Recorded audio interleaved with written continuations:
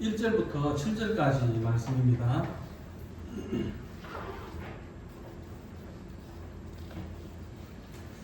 같이 보겠습니다. 그러므로 나의 사랑하고 사모하는 형제들, 나의 기쁨이요 면류관인 사랑하는 자들아, 이와 같이 주 안에 서라. 내가 요디아를 분하고 순두개를 분하노니 주 안에서 같은 마음을 품으라. 또 참으로 나와 몽예를 같이한 내게 구하노니 복음에 나와 함께 힘쓰던 저 여인들을 돕고 또한 블레겐드와 그 외 나의 동역자들을 도우라. 그 이름들이 생명책에 있느니라. 주 안에서 항상 기뻐하라. 내가 다시 말하노니 기뻐하라. 너희 관용을 모든 사람에게 알게 하라. 주께서 가까우시니라. 아무것도 염려하지 말고 다만 모든 일에 기도와 간구로 너희 구할 것을 감사함으로 하나님께 아뢰라. 그리하면 모든 지각에 뛰어난 하나님의 평강이 그리스도 예수 안에서 너희 마음과 생각을 지키시리라. 아멘. 오늘 말씀의 제목은 하나님이 주시는 기쁨입니다. 금혼식이라고 하죠. 50년 동안 50년 동안 부부의 연을 이어오면은 금혼식이라고. 죄송합니다. 미국에서 어떤 부부가 이제 금혼식을 맞이해가지고 파티를 열었습니다. 그래서 지인들도 부르고 또 지인들도 부르고 또 이웃 주민들도 불러가지고 이제 금혼식 파티를 합니다. 근데 이 파티 자리에서 이 부부가 이렇게 이야기를 하는 거예요. 우리는 50년 동안 살면서 한 번도 안 싸웠다, 이렇게 이야기를 하는 거예요. 그러니까 사람들이 아무도 안 믿겠죠. 어떻게 부부가 결혼을 해가지고 50년을 살아오는데 한 번도 안 싸우고 안 싸우고 살아갈 수가 있느냐? 그것은 불가능하다, 그렇게 이야기를 했습니다. 그러니까 남편이 내가 설명을 해드릴게요. 그래서 이야기를 합니다. 우리는 시골에서 결혼식을 하고 결혼식을 마치자마자 신혼여행을 떠났습니다. 노새 두 마리에 한 마리는 아내가 타고 한 마리는 제가 타고 그렇게 두 품을 안고 이제 신혼여행을 출발을 했습니다. 그런데 가다 보니까 아내가 탄 그 노새가 자꾸 말을 안 듣는 것입니다. 자꾸 가라고 하는 쪽으로 안 가고 엉뚱한 곳으로 가고 또 가다가 자기 마음대로 멈추고, 그러니까 이 아내가 화가 나가지고 노새에서 내렸습니다. 그리고는 노새를 딱 쳐다보고는 이게 첫 번째다, 이렇게 결론을 했습니다. 그리고 이제 다시 길을 떠났습니다. 또 길을 가다가 보니까 처음에 말을 잘 듣더니 또 어느 정도 시간이 지나니까 또 이 노새가 말을 듣지 않기 시작합니다. 막 버티고 안 가고 막 그렇게 합니다. 그러니까 아내가 또 하다가 화가 나니까 또 내려가지고 그 노새의 눈을 쳐다보면서 이게 두 번째다, 이렇게 이야기를 하는 것이었습니다. 그리고 또 출발을 했습니다. 그렇게 또 길을 가는데 이번에도 이 노새가 아내의 속을 썩입니다. 가지 않고 가다가 서고 엉뚱한 데로 가고, 그러니까 이 아내가 내리면서 권총을 들고 가가지고 그 노새를 쏘아서 죽여버렸습니다. 남편은 깜짝 놀랐습니다.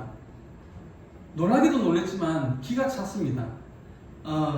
오늘 불과 몇 시간 전에 결혼식을 올리고 이제 신혼여행을 가고 있는데 무슨 신혼여행을 가면서 말 못하는 짐승이 말을 안 듣는다고 해서 그 짐승을 총으로 쏴 죽이는 신부가 세상에 어디 있느냐 싶어서 아내에게 막 따졌습니다. 아니 이럴 수가 있느냐, 이게 무슨 일이냐, 말도 못하는 짐승을 말을 안 듣는다고 해서 총으로 쏘아 죽이면 어떻게 하느냐, 그렇게 막 따졌습니다.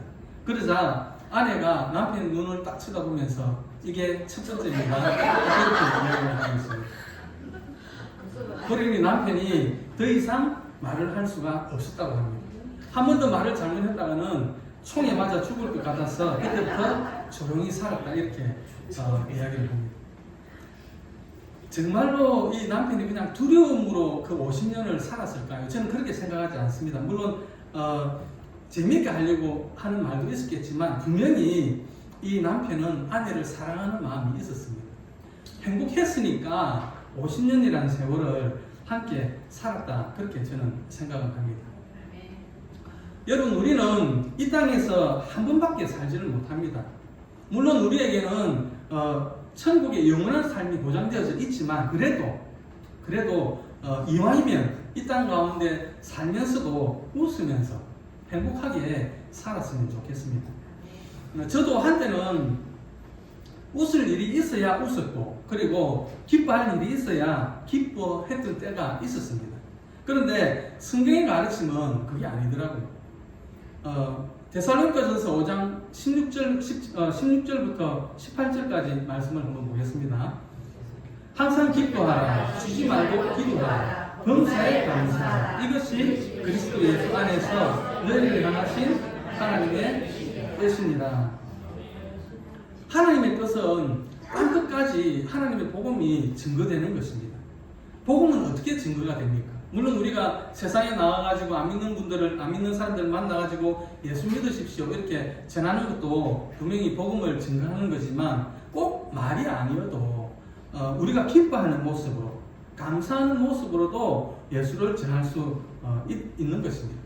그래서 저와 여러분들은 모두가 예수 그리스도로부터 파송을 받은 편지고 또 선교사들입니다. 한 변호사가 타 지방으로 출장을 갔다가 주일을 지키려고 이제 주일 예배를 드리려고 호텔에서 이제 무작정 이렇게 나왔습니다. 근데 막상 나와서 보니까 어디로 가야 할지를 모르겠더랍니다. 그래서 두리번거리고 있는데 마침 옆에 교통경찰관이 있어가지고 물어보았다고 합니다. 이 근처에 혹시 교회가 있느냐 이렇게 물어보니까 이 경찰관이 머뭇거리다가 한쪽을 가리키면서 이쪽으로 한 100m 정도 올라가면 올라갔다가 우회전을 하면 거기 교회가 하나 있다 이렇게 소개를 해 주었습니다. 그래서 설명한 대로 찾아가 보았습니다. 찾아가니까 정말로 아담한 교회가 있었습니다. 너무 좋아 보였습니다. 그래서 교회 문을 열고 딱 들어가니까 안내위원들이 얼마나 친절하게 맞아주는지 감동을 받았다고 합니다.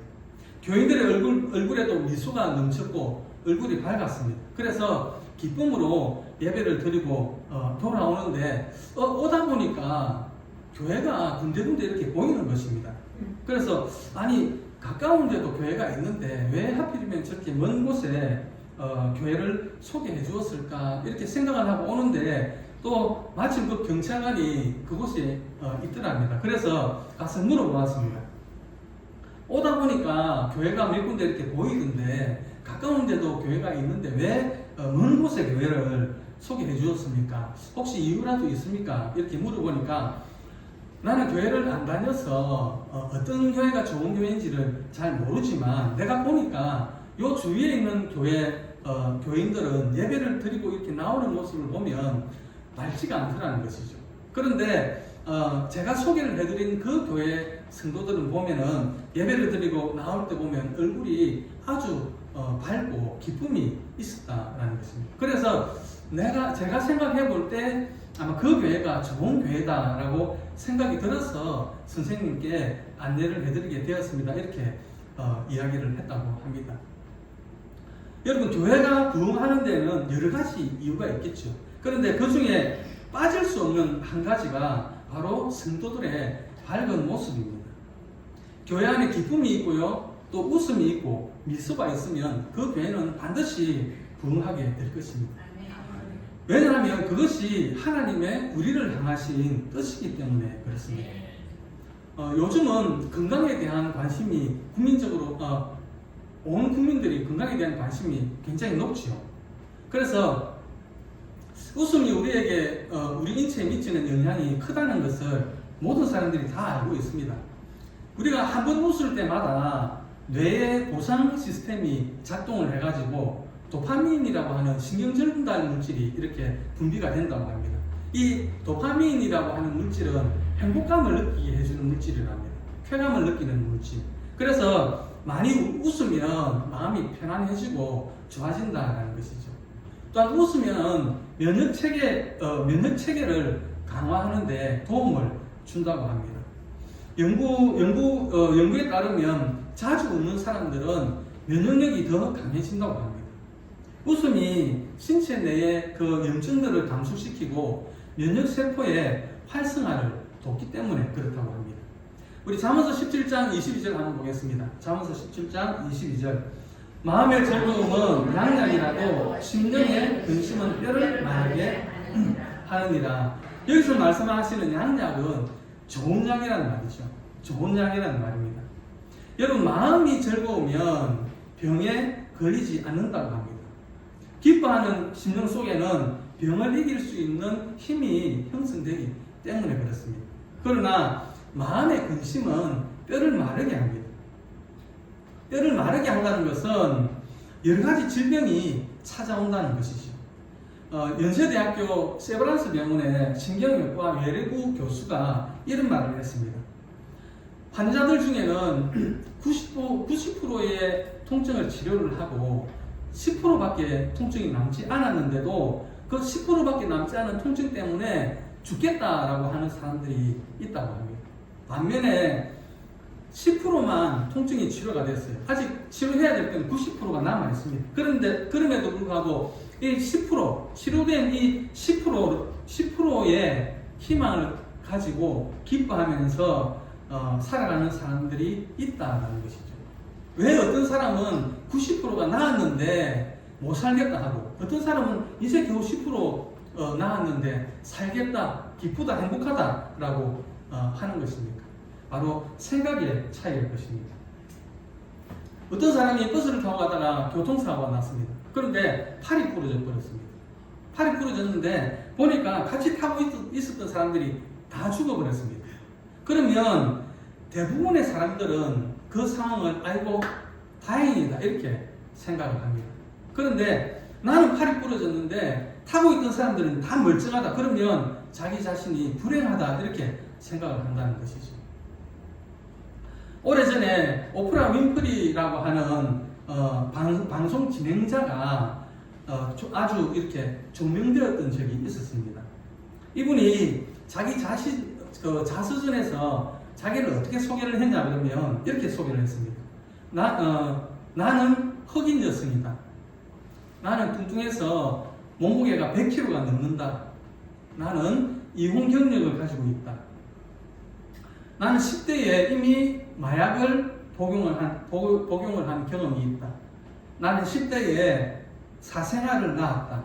이렇게 자신을 소개를 했습니다. 이런 흑인 여성이 미국 사회에서 성공한다는 것은 거의 불가능합니다. 그런데 이분이 미국 방송쇼의 유명한 진행자가 됩니다. 흑인 여성이면서 미국에서 엄청난 부를 쌓습니다. 또 미국에서 가장 인기 있고 존경받는 연예인 중에 한 사람이 되었습니다. 그녀는 이렇게 말합니다. 내가 성공할 수 있었던 것은 하나님이 주신 웃음이라는 선물 때문이었다라고 했습니다. 그녀의 아버지는 그녀에게 하루에 3가지씩 감사한 일을 기록해라라고 말을 했다고 합니다. 그래서 그는 매일 감사 제목을 3가지씩 기록을 했다고 합니다. 그러다 보니까 그녀의 마음속에 기쁨이 찾아왔습니다.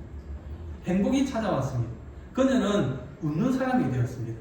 그러다 보니까 그녀가 방송을 진행할 때도 많은 사람들에게 웃음을 선물할 수 있었던 것입니다. 그래서 점점 그 오프라 윈프리 쇼는 인기 있는 프로그램으로 성장해갔고 성공할 수 있었다. 이 오프라 윈프리가 이렇게 이야기를 합니다. 하나님이 내게 주신 웃음이라는 선물 때문에 나는 성공자가 될 수 있었다. 이렇게 고백을 합니다. 여러분, 우리는 보내심을 받은 자입니다. 예수 그리스도로부터 세상으로 보내심을 받은 자입니다. 그래서 우리는 성공하는 삶을 살아야 됩니다. 그러기 위해서는 사탄이 주는 마음, 불행하다, 나는 우울하다, 슬프다 라고 하는 이런 마음을 우리가 기쁨으로 바꿀 수 있어야 하겠습니다.